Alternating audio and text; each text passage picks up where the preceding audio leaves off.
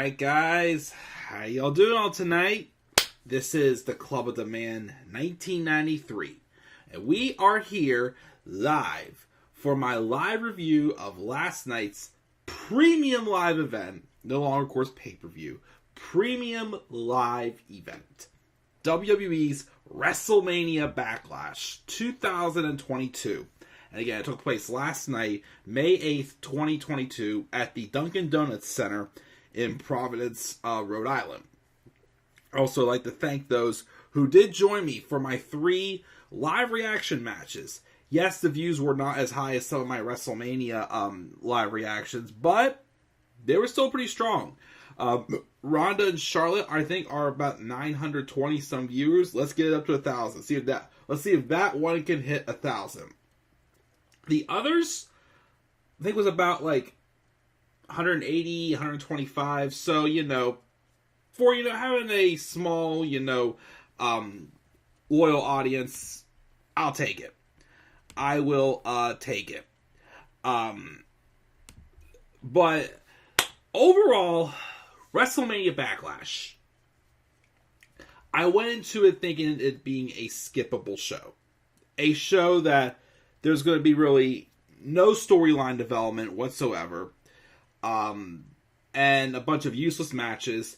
And one match that I really, really want to rant on. The build, that is. The build to Backlash and most pay-per-views anymore for WWE is absolute ass. But they for the most part, well, Rumble sucked. Chamber wasn't that good. Both nights of WrestleMania were good. I liked both. I like WrestleMania 38 and WrestleMania Backlash. I'll describe it as a show that was fun to watch. One of those shows that it was fun to watch, but you find no reason to watch it again. I thought it was a little bit better than decent, to be honest. Like I thought I was coming out of this show thinking I'm gonna give it probably it was a decent show. I'm thinking, you know what? It was fun. The matches, I'd say 4 of the matches, even though one of them I'm still not happy about, delivered. The other 2 were what they were. They weren't going to be anything more than what they ended up being. So, was it a waste of time? No. If you missed it, did you really miss anything? Not really. But it's a show you can watch one time, enjoy, but then don't really have a reason to go back and watch it again. That, my friends, is WrestleMania Backlash. That does not, though, excuse the horrible build for this show. Especially in the match that was the main event. And as good as the main event was, it had no reason to main event the show. And then I honestly know the one match that should have main evented the show, and because it actually had stakes to it, and to me it was my match of the night. And I know Tyler's going to definitely disagree with me for sure. I'm sorry, Tyler, but I actually did enjoy the women's match. But as always, if you didn't, if you're not happy about it, totally cool. Again, people that I don't mind the live chat are people who have their opinions, but they're not going to make me feel like shit for disagreeing. But like last night, I had a troll in my live chat, basically just saying how I spoil things and this and that, whatnot. And I'm like, well, if you're going to just, be a stupid idiot, then you're going to get blocked. So, like I said, I don't want people to lie to who actually want to talk, but also voice their opinion, but not bash me about it. I know Tyler disagrees about a lot of things I say, especially when I talk about AEW or Ronda Rousey, of course. But, again, that's fine. He doesn't make me feel like an idiot for it, but if he doesn't like it, that's totally okay. But, we will get in and talk about this. And I know Raw is going on right now, but I have not had a chance to watch any Raw at all. Again, I have a ton I have to do the next couple of days, getting ready for my cabin trip with my girlfriend and some friends this weekend. And I'm working some overtime this week also, so I am exhausted already, but I'm still trucking along trying to get everything done. My power drink right now is Sprite. But let's roll in and let's talk about WrestleMania Backlash. And Tyler again thought the show was ass, gave it a 1.5 out of 10. Yow. I didn't think it was that bad, but that's totally fine. And he said that Ronda killed the SmackDown women's scene, he thought. Again, totally fine. I disagree, but it's totally fine, Tyler. That's what you think. Alright, let's talk about this show. There was only 6 matches on this card. 6 matches, a little under 3 hours of pay-per-view. All it needed to be. Could have maybe been a little bit shorter, maybe, but it was still fine, how it was. It didn't drag. It did. I mean, the main event got a little bit long, I'll be honest, but I didn't sit there. This show did not put me to sleep. But like again, I said, I don't see any reason to ever go back and watch WrestleMania Backlash again. But I will say it was a solid show. We opened up with a rematch from WrestleMania 38. There was 1, 2, 3, 4. 4 of the 6 matches were rematches from WrestleMania 38. And of course, the first one was the American Nightmare, Cody Rhodes, versus Seth freaking Rollins. Because I still don't get why they have to have freaking in his actual wrestling name. When then again, he's a heel, so Seth freaking Rollins, I feel like it would be more so if he was a babyface. But he's not a babyface, and again, I don't see any reason for Seth Rollins to ever really be a babyface ever again. But, honestly, the story behind this was, Seth wanted a rematch. He was not prepared for Cody at WrestleMania because he had a mystery opponent, and Cody was that mystery opponent. I like how the story played off, though, showing that Seth Rollins did become much more prepared. An example, of course, would be at the beginning of the match when Cody would do what Goldust would do, like fall down his back and try to do the uppercut to the jaw. Seth was there ready to catch it. Seth was countering a lot more of Cody's moves. It was just a very good wrestling match between two of the best in the business today.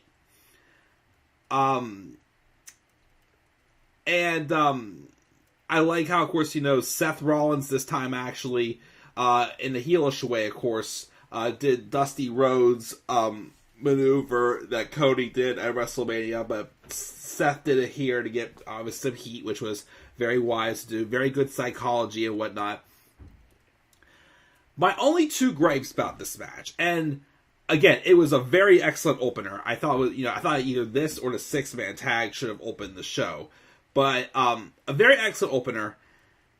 If I could pick which match I liked a little bit better, I definitely say the WrestleMania match. One, because of, it was when Cody returned. Even though at the time I was still mixed, okay, am I okay with Cody coming back? But honestly, right now, I'm cool with what he's doing right now. Like I said, ego still kind of itches at me a little bit with it, but, I can't be upset with someone for wanting to come back and win a title that his father never wanted to have that be the story. That is a good, excellent babyface storyline to lead to getting a world title victory. But I guess the 2 gripes I have about this match, mainly the finish. The finish was Seth Rollins. Well, Cody Rhodes went for a crossroads. And Seth Rollins didn't really sell it. And when Cody went for a second one, Seth kicked him in the face and did a roll up for a victory, pulled on the tights. But then Cody reversed it and pulled on the tights, and he got the victory over Seth. The way that ended, it looks like they may be setting up for a 3rd match at Hell in a Cell. I don't know about that. Okay, they've had 2 really good matches. Do you really need a 3rd? And if so, if there is a 3rd, probably a stipulation. Like, I even thought this match here should have been 2 out of 3 falls to give us something a little bit different. Because if Cody's winning both of them, there's really no need for a third match, in my opinion. You know, yes, Seth came more prepared. Cody snuck away the victory. But, you know, is there really a reason, besides Cody pulling on the tights, to do another match? So that finish was odd. The one gripe I'm still going to give right now about Cody Rhodes, I don't know if it's because he's facing Seth Rollins, and yes, even though Seth Rollins is more so in like a gatekeeper role for WWE, you still do want to keep him strong for the main event scene. But I kind of don't like how they've made the Crossroads look kind of weak. Seth kicked out of it at WrestleMania, and Cody needed to hit 3 in a row to pin Seth. And then he hit one on Seth in this match. Seth, of course, put his foot on the ropes because wrestlers literally always never grab the foot closer to the ropes, which really bothers me. And then also the second one Cody hit, and then when he went for the third one, and Seth just no-sold it and kicked Cody in the face. Like I said, they're not making the Crossroads finisher look too strong. So I don't know if eventually, whenever Cody does fight Roman, if they're going to, you know, have him do a new finisher or something. I don't know, but I just find it strange that they really haven't made his finisher look too strong yet. But other than that, again, excellent match. Again, I would still give the edge to their WrestleMania match for sure, but this was still great too. Again, minus those little tidbits. It was still an awesome match. And I will, of course, voice this opinion also here. A lot of people are saying they think Cody Rhodes should be Mr. Money in the Bank. I gotta mention an unpopular opinion that, of course, I mentioned in my live reactions last night. I disagree. Although I don't know who should win the Money in the Bank. I don't really have someone I really have my heart set on. But my thing is I don't feel like Cody needs the briefcase to get a world title match. Like, I don't want to see this typical, he cashes in on Roman, catches Roman off guard, or he cashes in and says he got 1 week to do so. I don't know. To me, it just doesn't fit. I don't think Cody needs the briefcase, in my opinion. But, of course, we'll wait and see. I mean, maybe Damian Priest could win the briefcase and, hold on to it for a while. I'd like that. Especially, if him and somebody else is really going to be developing in Judgment Day, that'd be good, I feel. But, yeah, we have that match. The second match, Bobby Lashley versus Omos, another WrestleMania match. Just like the WrestleMania match, this was what it was. I mean, they tried to make, Omos look good. Bobby Lashley worked his butt off trying to make Omos look good. Bobby Lashley had some dominating moments as well, pushing Omos to the limit. But again, just for the millionth time, Omos just does not have it. I'm sorry. He's another great Khali. He's a tall, big dude who's just not mobile and really boring, to be honest. I mean, like I said, I do like that, Lashley tried, Omos didn't make Lashley look weak, even though I feel like Lashley's starting to go in the bad direction again because, well, having him cut promos again, and I'm sorry, but Bobby Lashley sucks on the microphone. It sucks that he had to pull MVP away from him. But also the problem is, too, is it feels like this match is more so building to a match with Bobby Lashley and MVP, which, yes, MVP can really not wrestle that much anymore. He really, I think he pretty much either loses or he takes the pinfall all the time, whenever he wrestles. So even if they would do Bobby Lashley and MVP, it would just be a freaking squash. But, Omos wins this match after Lashley, of course, had some moments where he did have Omos in the Hurt Lock. Off a distraction, I think MVP poked Lashley in the eye with his cane, and then I think Omos did that double hand choke slam on Bobby Lashley, to pin Lashley to win. But of course, it wasn't clean. But I'm pretty sure we're probably going to have a rubber match. I really don't want a rubber match since it is, of course, 1-1 so far. But they're going to do it anyways, no matter what we say. You watch. They'll put this in Hell in a Cell. Oh, dear Lord, that'd be atrocious. Bobby Lashley and Omos inside Hell in a Cell. Oh, dear Lord, please no. That would be pretty bad, in my opinion.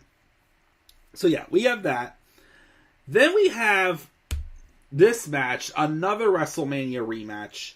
One-on-one, AJ Styles versus Edge with Damian Priest, Edge's new associate, barred from ringside. Another match I will say is good.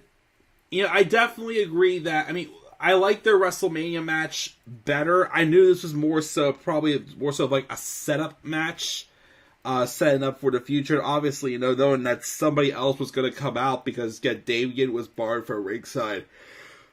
These matches definitely could be better than they are. Like, they're not horrible, but they definitely could be better than they are. And the simple problem is Edge is just still in the middle of developing a new character with this, you know, dark, you know, Judgment Day, Mountain of Omnipotence character or whatnot he seems to have that people are saying resembles like an Undertaker or like a Ministry of Darkness or another, like, you know, Brood gimmick or whatnot he's trying to do.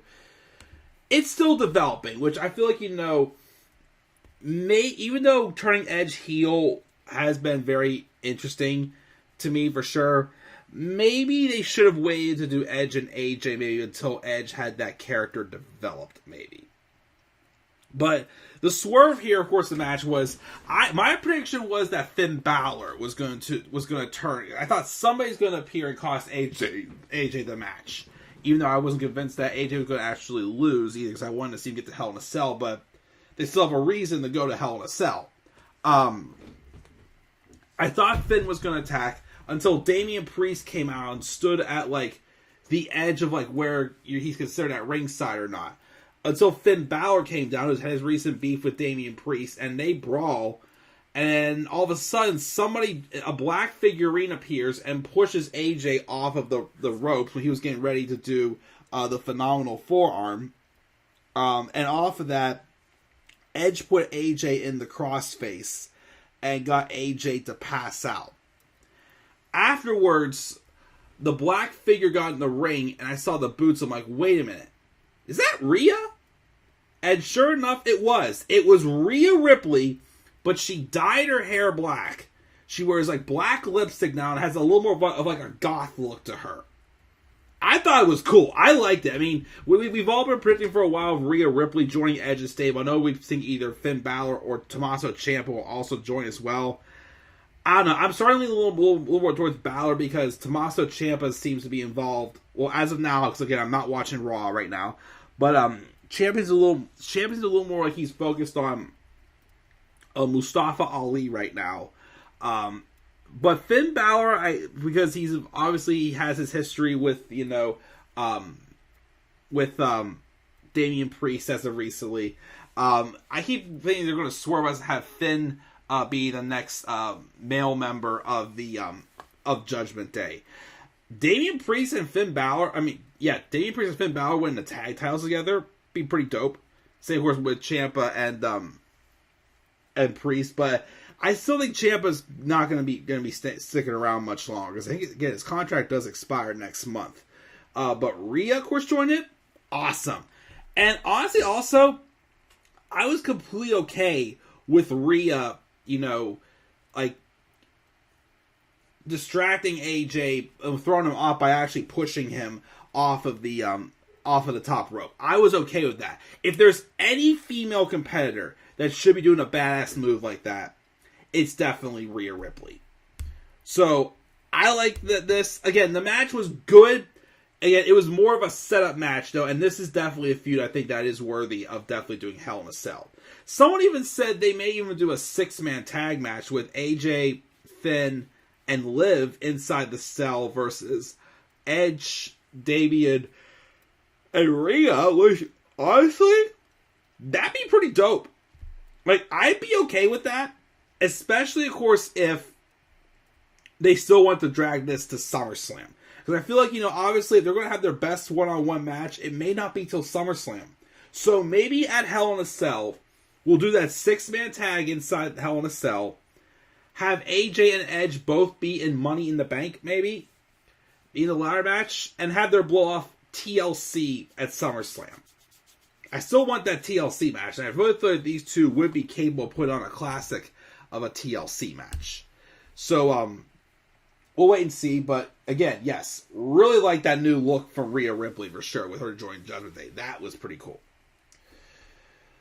Alright, let's talk about this next match. The match that I personally believe should have main evented the show. And the one match I felt that really had to but was basically like a deliver for me or else. And truth be told, it did. Charlotte Flair versus Ronda Rousey, another WrestleMania rematch for the SmackDown Women's Championship in an I Quit match. Of course, going in, there's good reason to be intrigued. Which one of these women will say I quit? Do you really think either one of these women would say I quit? It's not easy to do so, of course. Of course, going into this match, I was concerned. Even though I did live reactions, I was concerned. Because it's been no secret that these two really phoned it in. And basically went through the motions with this whole feud. You know, Charlotte didn't really seem to care. Ronda definitely didn't seem to care much at all. Like I said, the promo she cut and the vibe again, like, I don't know. It's like, is she just too focused now on being a mother? Which again, if that's the case, totally fine. But again, it kind of leaves me asking, well, why are you here? Well, now I'm like, okay, let's go, because this was definitely her best performance since she came back at Rumble this year. This was definitely Ronda's best performance. This match was pretty much everything I could have asked for. A brutal fight with these two literally trying to tear each other's limbs off and just beating the hell out of the other until they say, I quit.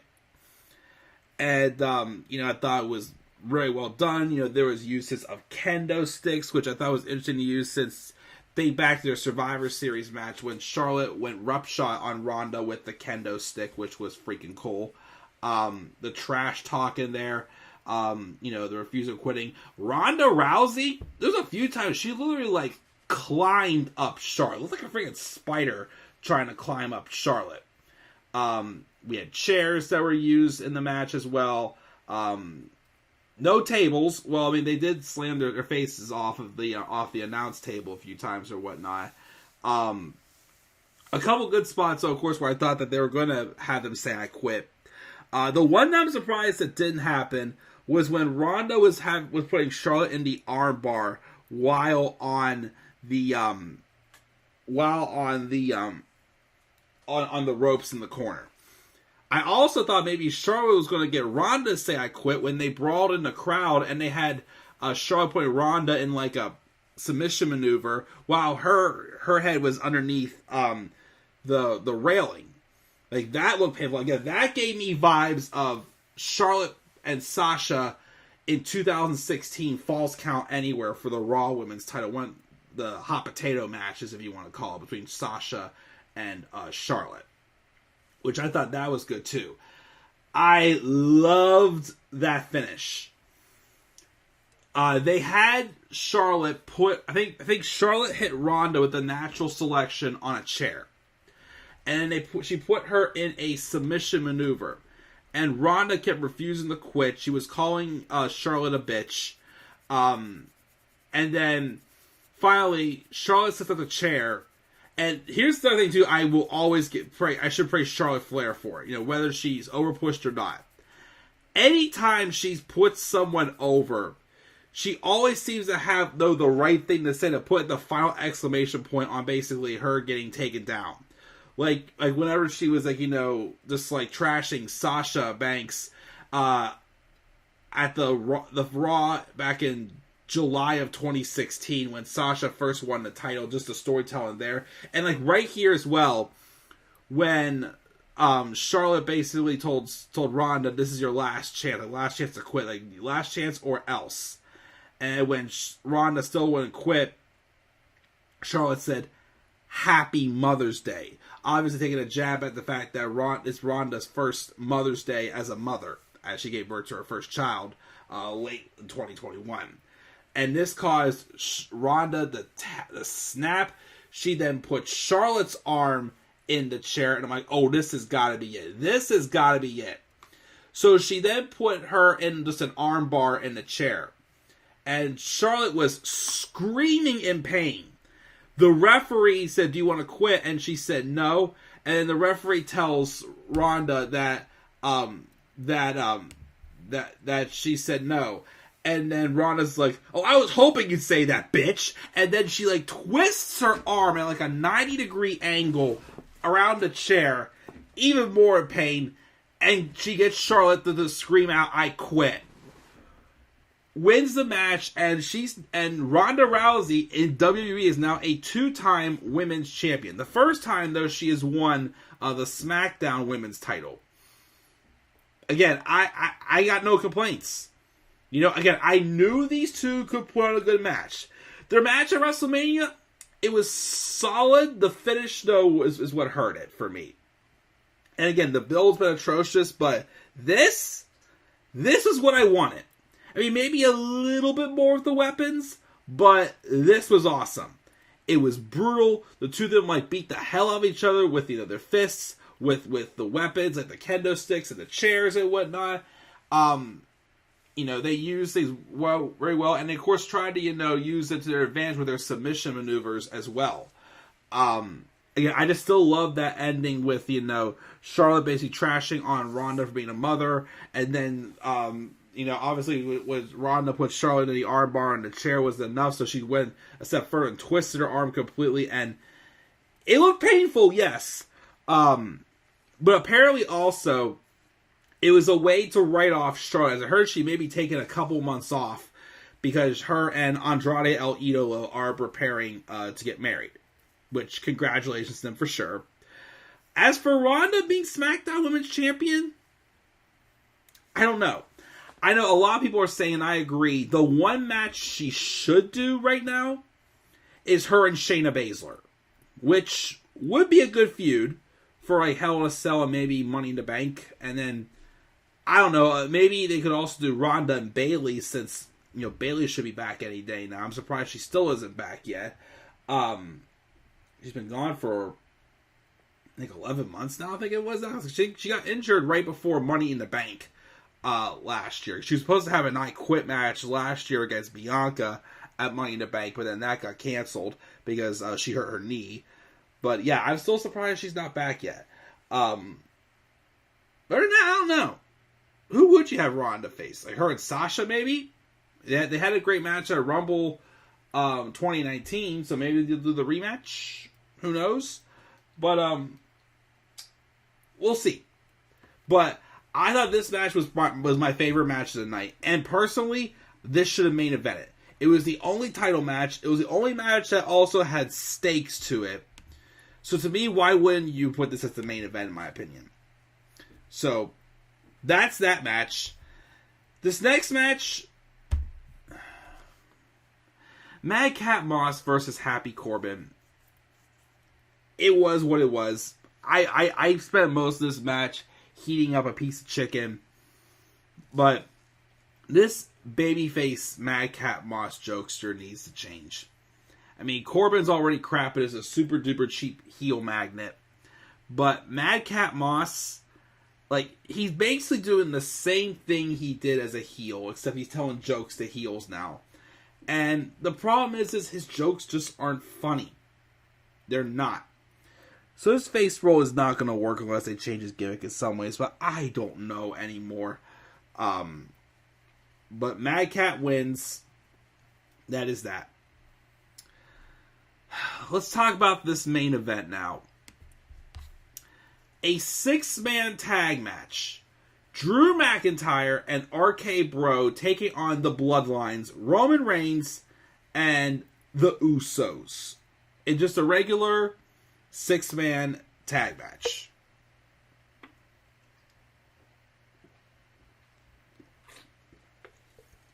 Here's what I will say. Here's the positives I will say.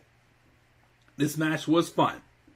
I mean, there was no stipulation. Maybe, of course, it would have been a little more fun. It would have been like a tornado tag match or something. Had a lot of great moments. Had a lot of like car crashing, high flying moments. Of course, a lot of people talk about the spot where Randy Orton RKO'd Roman Reigns. It was a strange looking one, but it was still looked pretty cool, I gotta say. Honestly, if they need another feud for Roman to do, I mean, I know this was starting to tease, the eventual match. Probably they probably want to wait though until that Clash at the Castle, or whatever the heck they're calling that London show. I think they want to wait to have them feud there. But I know some people are saying that I think like him and Randy Orton. When's the last time we saw Roman and Randy have a one-on-one match? I would say probably 2014 when they had the rematch a few weeks after SummerSlam, when they went one-on-one at SummerSlam in 2014.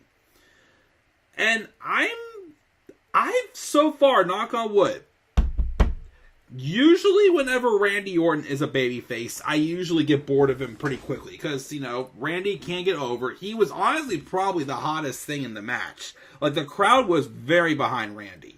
But I think he is working well with a babyface with this role with Matt Riddle. So much so that, again, I keep saying when the time comes, the split up RK Bro, I kind of want Matt Riddle to be the one to turn heel when it happens. But Randy's in such a good spot as a babyface that I would not mind seeing a title match between him and Roman. I know the eventual goal is to do Roman Reigns and Drew McIntyre, or Roman Reigns and Cody Rhodes, of course, as well. But I'm not opposed to them giving a match to Randy Orton either. I think that would be a really good match. I definitely also want to see Roman Reigns face AJ Styles. Which, honestly, they could do that at Money in the Bank if AJ's not in Money in the Bank and he goes one-on-one with Edge and wins. But I still do kind of like the idea of doing like the 6-man tag match with, Judgment Day and Edge. AJ, Finn, and Liv teaming up against Judgment Day, I think would be awesome. This match is awesome, but here's where I kind of rant a little bit here. And I'm not going to go all hardcore out because I am tired and I am exhausted. So I'm definitely probably not going to be able to do the last of the things I wanted to do tonight because I got to get to bed and get up early again tomorrow.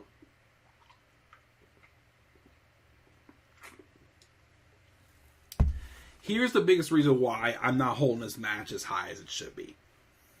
This match was supposed to be a tag title unification match.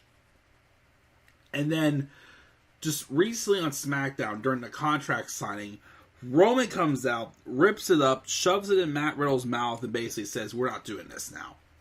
When it makes no sense to me, because wasn't it Roman Reigns' idea to send the Usos to Raw to become the Raw Tag Team champions? Why are they trying to take it away on the fact that he has no faith in the Usos? And that's another problem I have with the Bloodline. The Usos lose a lot. And Roman's basically picking up their scrap. So if he had no faith in them and was just going to, cancel the match anyways, why did he even suggest the match? And apparently the rumors are the reason why the tag title unification match was pulled was because Fox and USA still want to have two separate shows in a way.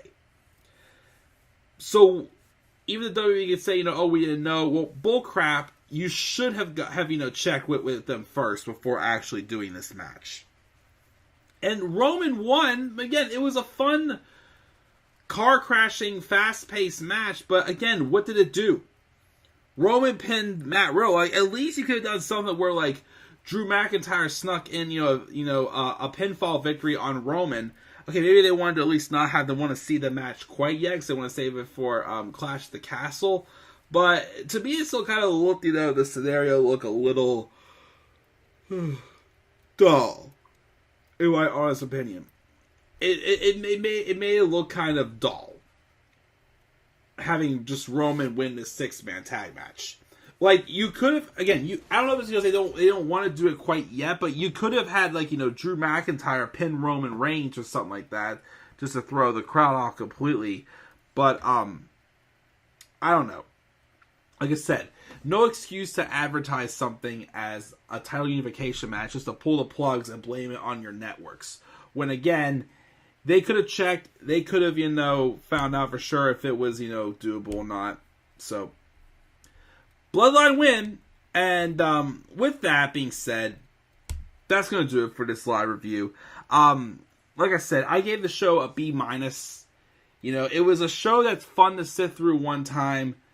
But after that, other than maybe Charlotte and Ronda, because they were my match of the night, the show was indeed skippable. It did nothing really for the future at all, in my opinion. So, that does it. Mark was in the live chat also. He gave this show a C, okay? I gave it a B-. B-. And with that being said, guys, I'm going to go take my shower and get ready for bed because I am tired. So that is my thoughts, guys, on WrestleMania Backlash 2022. I gave it a B-. What are your thoughts, guys, on this show? Make sure to leave your thoughts down in the comment section below. Be sure, as always, to slap a like on the video, subscribe for more content on my channel. Follow me on Twitter as well at DemandAirboy93. I'm going to try to be up here live Wednesday night to catch up and do Dynamite before I leave for my trip.